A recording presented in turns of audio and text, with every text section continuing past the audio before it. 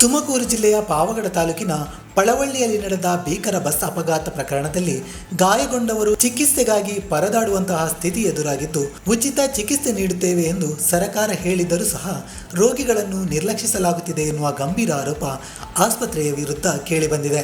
ಅಪಘಾತದ ಗಾಯಾಳುಗಳಿಗೆ ಸರಕಾರ ತನ್ನ ವೆಚ್ಚದಲ್ಲೇ ಚಿಕಿತ್ಸೆ ನೀಡುವುದಾಗಿ ಸರಕಾರ ಹೇಳಿಕೊಂಡಿತ್ತು. ಆದರೆ ಗಂಭೀರ ಗಾಯದ ಸ್ಥಿತಿಯಲ್ಲಿರುವ ರೋಗಿಗಳನ್ನು ಡಿಸ್ಚಾರ್ಜ್ ಆಗಿ ಎಂದು ವೈದ್ಯರು ಒತ್ತಾಯಿಸುತ್ತಿದ್ದಾರೆ ಎನ್ನುವ ಆರೋಪ ಕೇಳಿಬಂದಿದೆ. ಗೃಹ ಸಚಿವರು, ಆರೋಗ್ಯ ಸಚಿವರು, ಸರ್ಕಾರಿ ಸಚಿವರು, ಕೇಂದ್ರ ಸಚಿವರು ಹೀಗೆ ಸರಕಾರದಿಂದ ಸಚಿವರ ದಂಡೆ ಆಸ್ಪತ್ರೆಗೆ ಬಂದಿದ್ದರೂ ಸಹ ಯಾವುದೇ ಪ್ರಯೋಜನವಾಗುತ್ತಿಲ್ಲ. ಮಂತ್ರಿಗಳು, ಎಂಎಲ್ಎಗಳು ಬಂದಾಗ ಮಾತ್ರ ನಮಗೆ ಚಿಕಿತ್ಸೆ ನೀಡುತ್ತಿದ್ದಾರೆ. ನಾವು ಔಷಧಿಗಳನ್ನು ಹೊರಗಿನಿಂದ ತರುವಂತಹ ಸ್ಥಿತಿ ನಿರ್ಮಾಣವಾಗಿದೆ ಎಂದು ಗಾಯಾಳುಗಳು ಅಳವತ್ತುಕೊಂಡಿದ್ದಾರೆ. ಇನ್ನು ಆಸ್ಪತ್ರೆಯಲ್ಲಿ ಸರಿಯಾಗಿ ಚಿಕಿತ್ಸೆ ನೀಡಲಾಗುತ್ತಿಲ್ಲ ಎಂದು ಆಸ್ಪತ್ರೆಗೆ ಭೇಟಿ ನೀಡಿರುವ ತುಮಕೂರಿನ ಕೆಲವು ಸಂಘಟನೆಗಳು ಕೂಡ ಬೇಸರ ವ್ಯಕ್ತಪಡಿಸಿವೆ. ಈ ರೀತಿಯ ನಿರ್ಲಕ್ಷ್ಯ ಸರಿಯೇ ಎಂದು ಸರ್ಕಾರದ ವಿರುದ್ಧ ಜನರು ತೀವ್ರ ಆಕ್ರೋಶ ವ್ಯಕ್ತಪಡಿಸುತ್ತಿದ್ದಾರೆ.